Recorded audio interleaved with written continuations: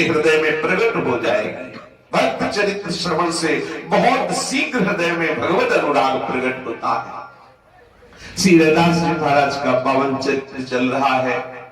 श्री रैदास जी महाराज को जब गुरु रूप से चित्तौड़ की रानी झाली जी ने स्वीकार किया तो श्री रैदास जी के प्रभाव से पहले भी परिचित हो चुके थे काशी के ब्राह्मण, पर फिर उनकी बुद्धि में ये बात आई कि ठीक है ठाकुर सेवा करे तो करे, लेकिन वो दीक्षा क्यों देने लगे?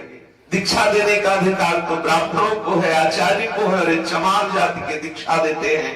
राजा के पास जाके फिर कहा, राजा ने कहा एक बार तो परीक्षा ले ही ली।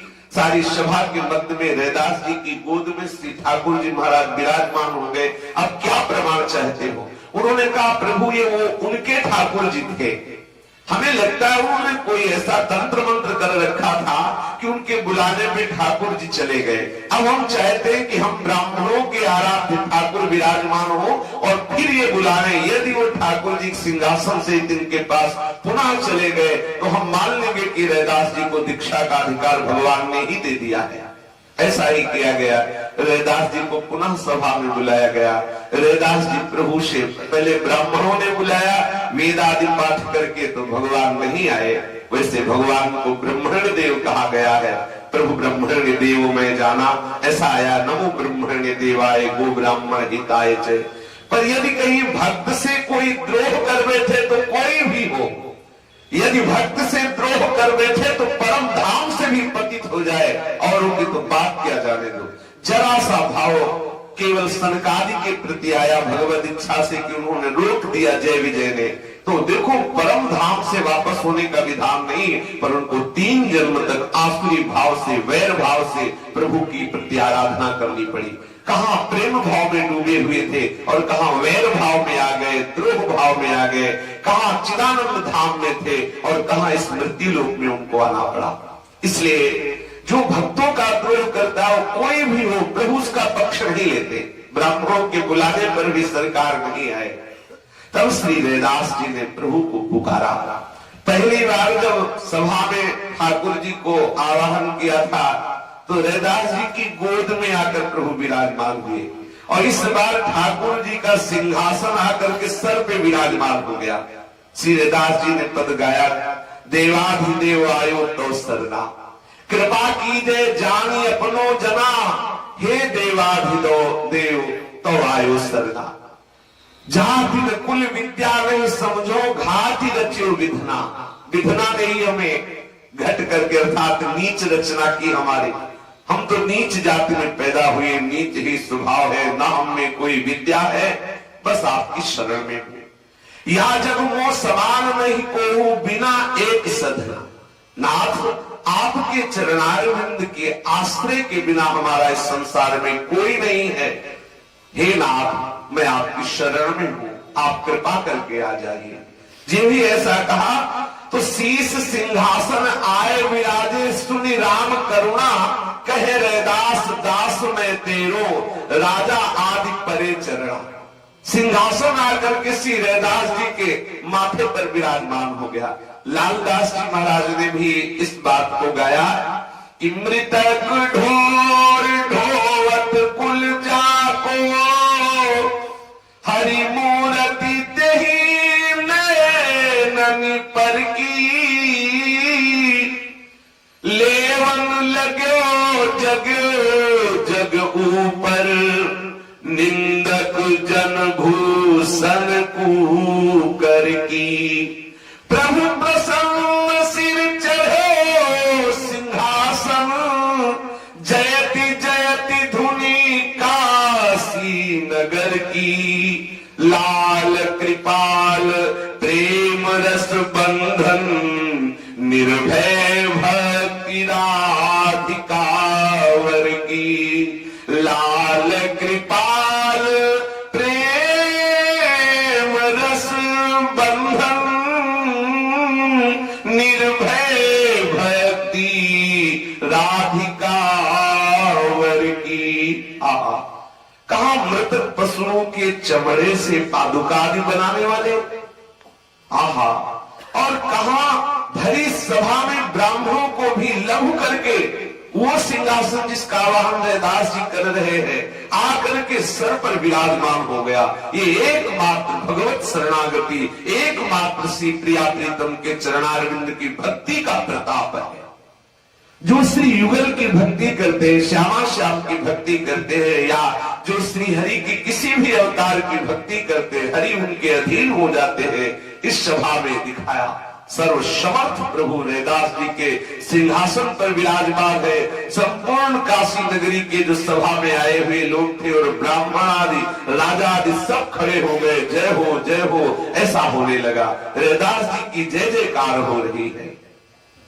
अब रानी जो दीक्षा ले चुकी थी, झाली रानी, वो तो अपने नगर को चली गई और श्री रैदास जी का बहुत यश फैल गया। रानी ने वहां जाकर के अपने समस्त नगर को श्री रैदास जी का दर्शन करवाने के उद्देश्य से एक सेवक भेजा। रैदास जी के चरणों में प्रणाम करके उसने प्रार्थना की कि रानी के हृदय की इच्छा है कि एक बार अपने श्री चरण आप उनके घर में पधारे। रैदास जी सरल भाव से कि शरणागत है, इसके भाव की पुष्टता होनी चाहिए। वहां गई घर झाली पुनी बोली के पठाए आहो, जैसे प्रतिपाली अब तैसे प्रतिपाली।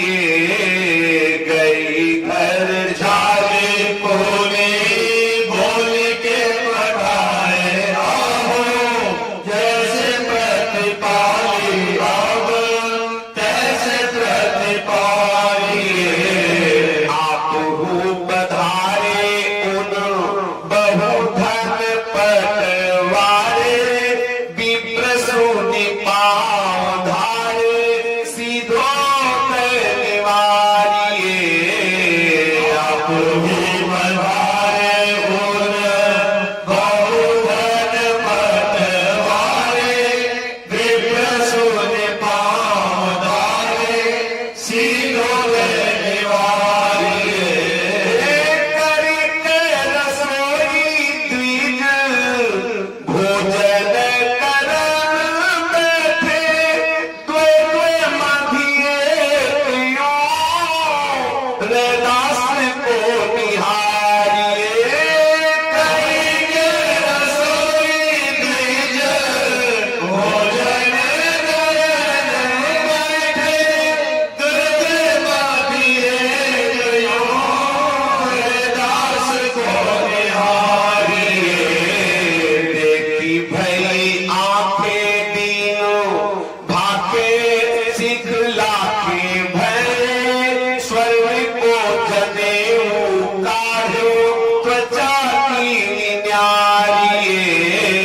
देखी भई आंखें दीनों भाके, सिखला के भय स्वर्ग को जनेऊ काढ़ो, त्वचा की न्यारिये।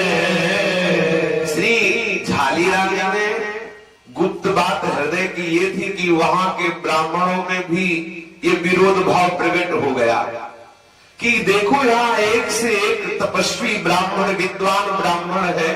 चलो काशी गई थी तो किसी सुंदर सन्यासी से जो विद्वान और आचार्य परंपरा से जो ब्राह्मण कुल में जन्म हुआ, बड़ा तेजस्वी ब्रह्मज्ञानी, ऐसा तो कोई विरोध की बात नहीं थी। जाके चमार कुल में प्रकट हुए को गुरु बनाया ही। वहां के जितने ब्राह्मण थे खुशबुश हो रही थी। जब रानी के कान में बात गई तो उन्होंने कहा हम कितना भी समझाएं किसी की समझ में तो आएगा नहीं। तब इसलिए सोचा कि अगर गुरुदेव भगवान ही आ जाए यहाँ तो उनका प्रताप अपने आप यहाँ के ब्राह्मणों को समझ में आ जाएगा।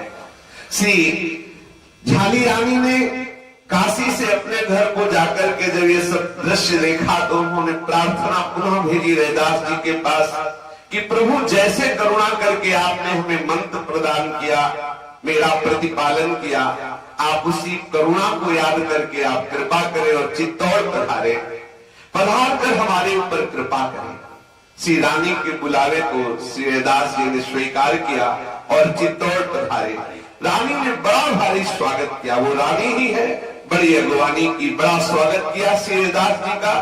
और ब्राह्मणों की सभा खड़ी है, सब देख रहे हैं लोग एक चमार कुल में प्रकट हुए भक्त का इतना स्वागत। अब तो उनका हृदय अंदर अंदर जल रहा है, पर प्रकट में तो विरोध कर नहीं सकते। रानी ने अपने गुरुदेव भगवान घर में पधारे हैं, इस बात का बहुत बड़ा उत्सव मनाया और जो जैसे आया सबको खूब जो चाहिए वो दिया। ब्राह्मणों को भी सादर निमंत्रण किया। ब्राह्मण लोग आए और उन्होंने कहा कि भाई हम तो सीधा लेंगे, इस भंडारे में तो पाएंगे नहीं। जो रैदास जी के उद्देश्य से बना उस भंडारे में नहीं पाएंगे, हमें अलग से सीधा दे दो, हम अपनी रसोई करेंगे। रानी ने कहा ऐसा ही कर लो। तो सुंदर सीधा दिया गया, घी चावल दाल और जो जो चाहिए सब ब्राह्मणों ने रसोई की और भोजन करने के लिए बैठे। जब भोजन समाप्त होने को आया तब देखा कि हर ब्राह्मण के बीच में रैदास जी बैठे हुए हैं। अगर पहले ऐसी लीला करते तो बेचारे भूखे रह जाते, इसलिए रैदास जी ने चुप रहे। जब उनका ये हुआ कि अब जय जय श्री राधे होने वाली है तो उन्होंने बगल में देखा तो रैदास वो अपने बगल में देख रहे तो रैदास जैसे एक एक गोपी एक एक श्री कृष्ण ऐसे ही कह रहे हैं, त्वैदे मध्य एक रैदास को निहारिए। एक ब्राह्मण एक के बीच में रैदास जी, फिर एक ब्राह्मण, फिर रैदास, ऐसे। अब उनके हृदय में बात आई कि ये कोई साधारण नहीं है। देखो समस्त ब्राह्मण पंक्ति में हर दो ब्राह्मण के बीच में एक रैदास जी विराजमान है। अब उनकी नेत्रों में ये बात समझ में आ गई कि दिखाई जो दे रहे साधारण भक्त, लेकिन है ये असाधारण।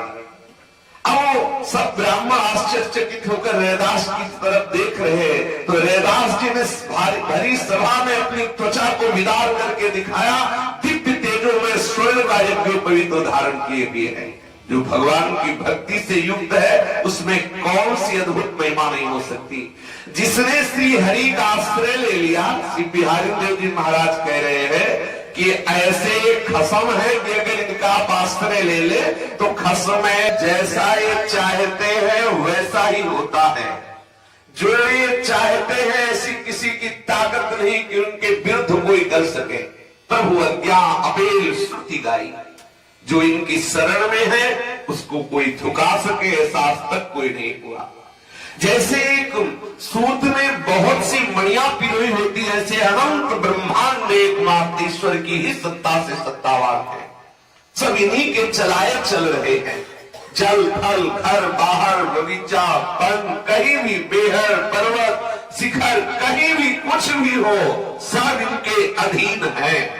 और जो इनकी शरण में होता है, चाहे घर में रहे, चाहे जंगल में रहे, चाहे पहाड़ में रहे, चाहे चोटी में रहे, चाहे जहां रहे, कोई उसे सता नहीं सकता, कोई उसे परास्त नहीं कर सकता, क्योंकि ये सर्व सामर्थ्यशाली है। अरे गूंगे से वेद पढ़वा दे, लंगड़े से पहाड़ चढ़वा दे, ये कर तुम अकर तुम अन्यथा कर तुम है। जो चेतन को जड़ कर दे, जड़ को चैतन्य कर दे, मच्छर को ब्रह्मा बना दे, ब्रह्मा को मच्छर बना दे। मसके करे विरंच अजय मसकते ही, जो चेतन को जड़ करे जड़े करे चेतन।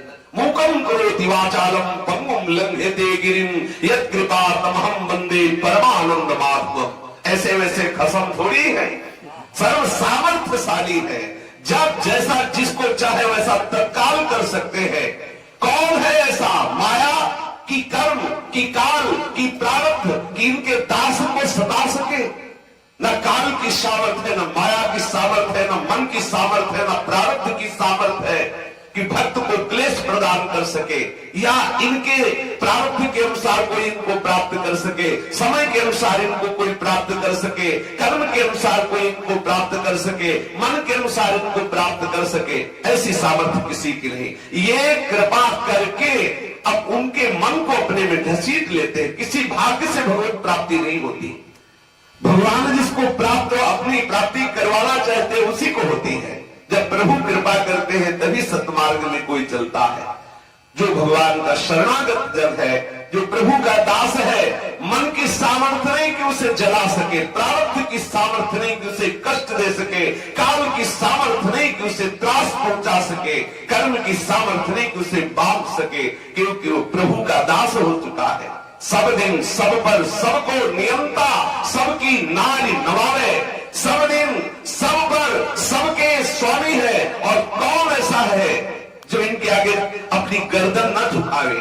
ऐसे स्वामी है तो कौन ऐसा जो भक्त के आगे गर्दन न झुकावे। सबको झुका दिया श्री हरि ने अपने शरणागतों की चरणारविंद में।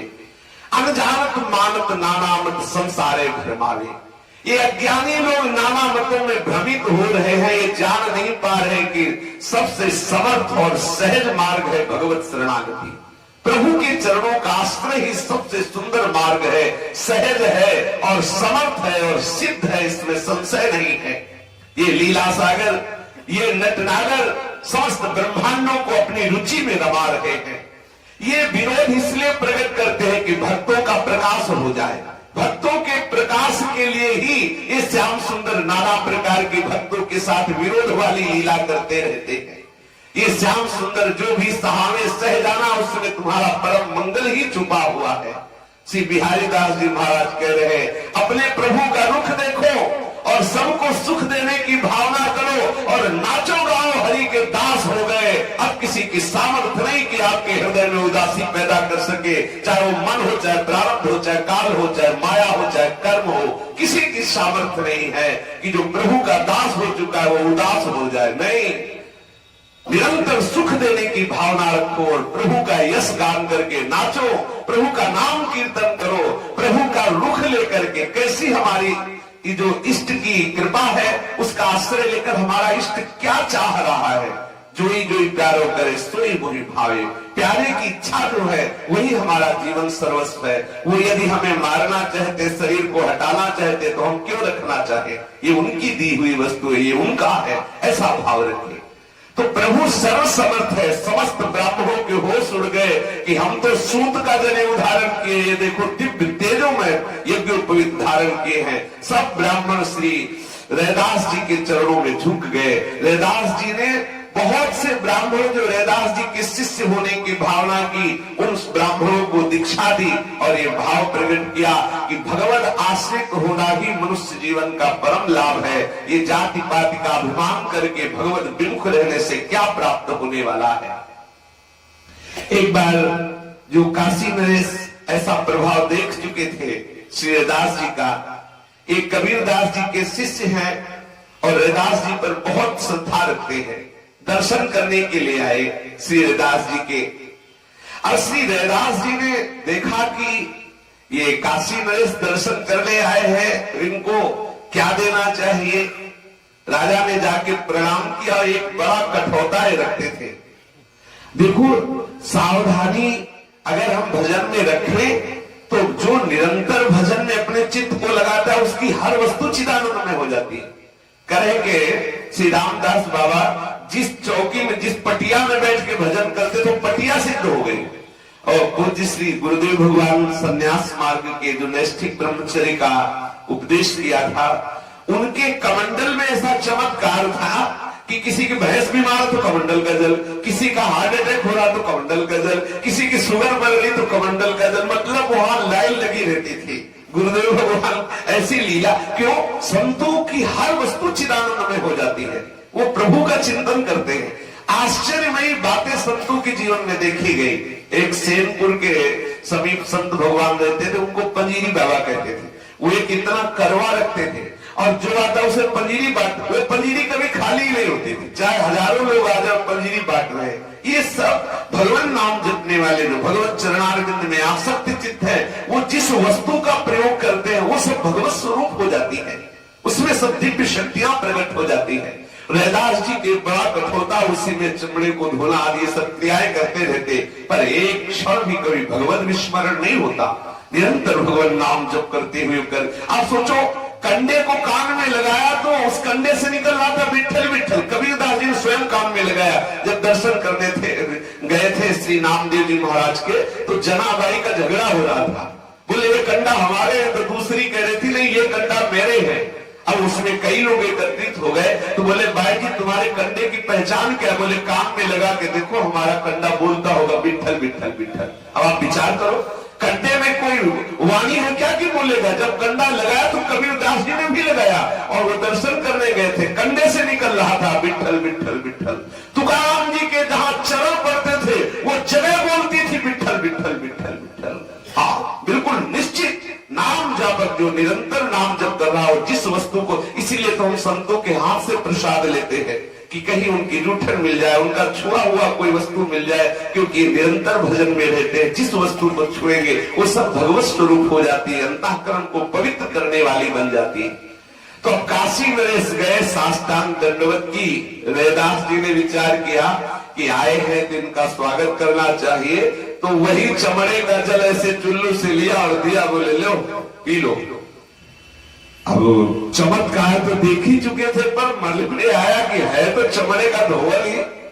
ये पता नहीं किस भाव में भर के हमें चमड़े का धोवन दे रहे हैं। अब फेंक सकते नहीं क्योंकि सामने ही है, तो जो बहुत राजसी पोशाक का कोटा आदि था, ऐसे करके पीने का नाटक किया और पूरा ढरका लिया अपने वस्त्र में। अब वो चमड़े का पानी तो उसमें दाग तो लग गया, हृदय में था भले सिद्ध है तो चमार ही, भले सिद्ध है लेकिन है तो चमड़े का धोवन ही। अब हम कैसे इसको पिए?